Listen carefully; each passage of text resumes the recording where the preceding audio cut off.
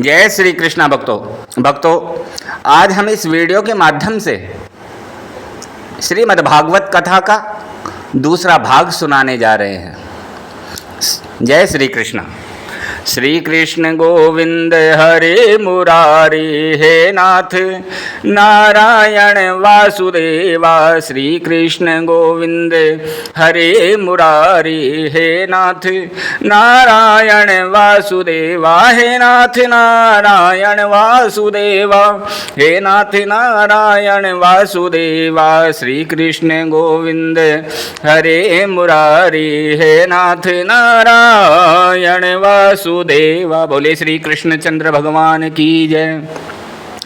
भक्त्या तुष्यति केवलम परमया भक्ति प्रियो माधवम। माधव को केवल भक्ति प्रिय है। भक्तों, ना ही तो माधव आचरण से रीझते हैं, ना ही विद्या या वेद शास्त्र के पढ़ने से प्रसन्न होते हैं, ना ही किसी जाति विशेष से प्रसन्न होते हैं, ना ही ताकतवर से प्रसन्न होते हैं, ना ही सुंदरता पर रीझते हैं और ना ही धनवान पर रीझते हैं। मेरे माधव सिर्फ रीझते हैं तो केवल भाव से की गई भक्ति पर रीझते हैं। इस संसार में काल रूपी सर्प से बचने का एकमात्र उपाय श्रीमद् भागवत को ही निमित्त मानना चाहिए। इस पुराण के अलावा मन को शुद्ध संयमित करने का और कोई साधन नहीं है।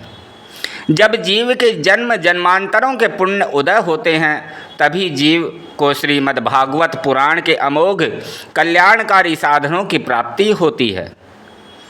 इस श्रीमद् भागवत के अनुपम महत्व के विषय में व्यासासन को अलंकृत करते हुए श्री सुखदेव जी महाराज राज ऋषि परीक्षित जी को सुना रहे थे। उसी समय देवता लोग सुधा कुंभम गृहीत्वा वै देवास्तत्र समागमन, अमृतपूर्ण कलश को लेकर उपस्थित हो गए। सुखदेव जी का अभिवादन किया। सुखदेव जी कहने लगे कि हे इंद्रदेव, कहो कैसे आना हुआ। देवता लोग कहने लगे, हे प्रभु, आप इस कथा रूपी अमृत को हमें दे दीजिए और उसके बदले में इस अमृत को कलश को ले लीजिए। सुखदेव जी मन में विचार करने लग गए कि देवता लोग इतने परमार्थी कब से हो गए, वो भी इंद्र। उनकी प्रार्थना सुनकर के सुखदेव जी मन ही मन विचार करने लगे, क्वै सुधा क्वै कथा लोके क्वै कांच क्वै मणिर्महान।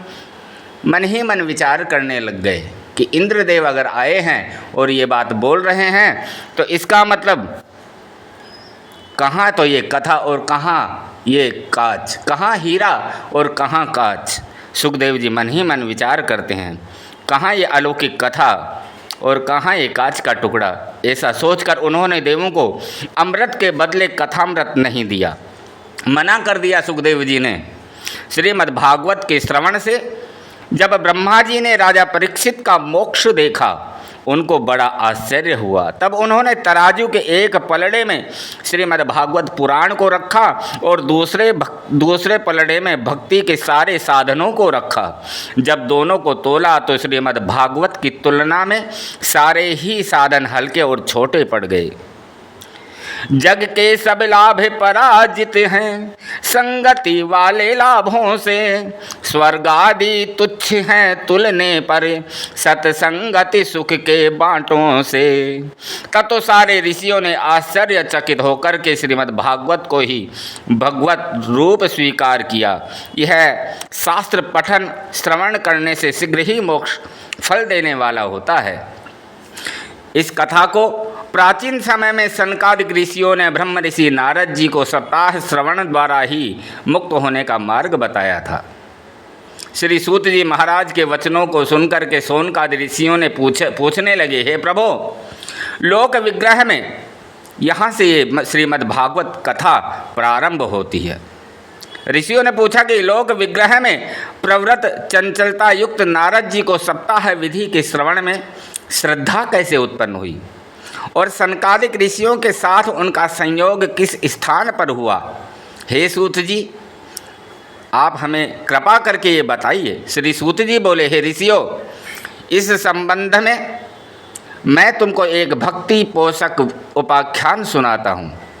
जिससे आप लोगों को कथा और सत्संग के श्रवण से होने वाले लाभ के महत्व का ज्ञान हो जाएगा। श्री सूत जी कहने लगे, एक बार चारों सनकादिक महर्षि भगवान के दर्शन करने तथा सत्संग के लिए बद्रिकाश्रम आ गए। वहाँ पर उन्होंने देवऋषि नारद जी को खिन्न और व्याकुल देखा। उन्होंने नारद जी से पूछा, हे नारद जी, आप उदास चित्त कहाँ से आ रहे हैं? देवऋषि नारद जी बोले, हे ऋषियों, मैं पृथ्वी को श्रेष्ठ समझ करके वहाँ गया था। वहाँ पर मैं पुष्कर, काशी, गोदावरी, प्रयाग, कुरुक्षेत्र, श्रीरंगपट्टम और सेतुबंध रामेश्वरम आदि तीर्थों में घूमता फिरा, लेकिन वहाँ पर अधर्म के मित्र कलयुग ने सारी पृथ्वी को व्याप्त कर रखा था। यहाँ पर मुझे कहीं भी सत्यम नास्ति तपम शोचम दया दानम न विद्यते, सत्य, तप, शुद्धता, दया, दान आदि सद्गुणों का नाम तक नहीं मिला। माता पिता अपने बालकों को केवल पेट भरने की ही शिक्षा देते हैं। संत लोग साधारण प्राणियों की तरह पाखंडी हो गए हैं।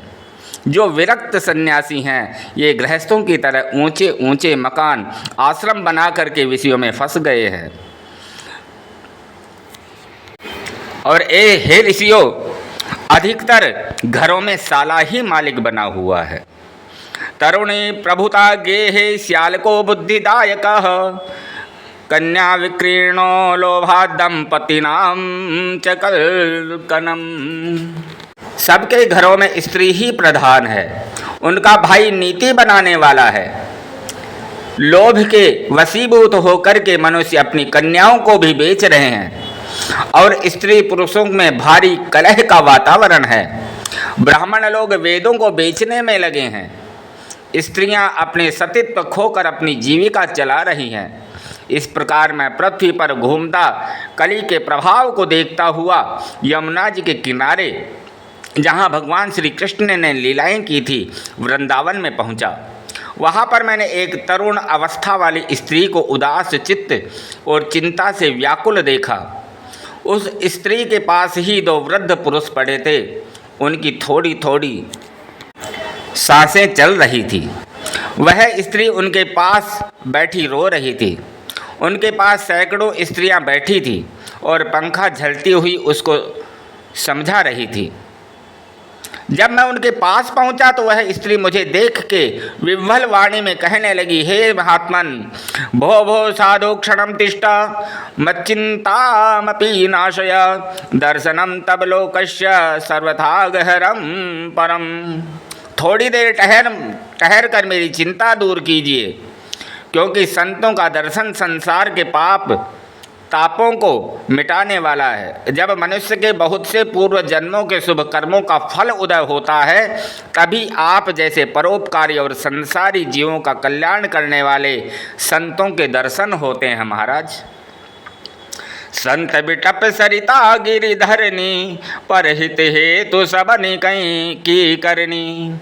बड़े भाग जब जानिए जब मिलने आवे संत, संतन को मिली वो करे सब कष्टन को अंत। उस युवती की कातर वाणी सुनकर मैंने उससे पूछा, हे देवी, आप कौन हैं? ये दोनों वृद्ध और ये जो स्त्रियां तुम्हारे पास बैठी हैं कौन हैं, तथा आप मुझे अपने दुख का कारण बताओ। अहम भक्ति रीति ख्याता इमो में तनयो मतो, ज्ञान वैराग्य नामानो काल योगे न जर्जरो। युवती बोली, है मुने, मैं भक्ति हूँ और ये पुरुष मेरे ज्ञान और वैराग्य नाम के पुत्र हैं। संसार में 3 तृष्णाएं होती हैं भक्तों, 1 पुत्रेष्णा, 2 वितेष्णा, 3 लोकेष्णा। आगे की कथा अगले भाग में। कमेंट बॉक्स में जय श्री कृष्णा जरूर लिखें। जय श्री कृष्णा। श्री कृष्ण गोविंद हरे मुरारी, हे नाथ नारायण वासुदेवा। श्री कृष्ण गोविंद हरे मुरारी, हे नाथ नारायण वासुदेवा। हे नाथ नारायण वासुदेवा, हे नाथ नारायण वासुदेवा। श्री कृष्ण गोविंद हरे मुरारी, हे नाथ नारायण वासुदेवा। बोले श्री कृष्णचंद्र भगवान की जय। जय श्री कृष्ण।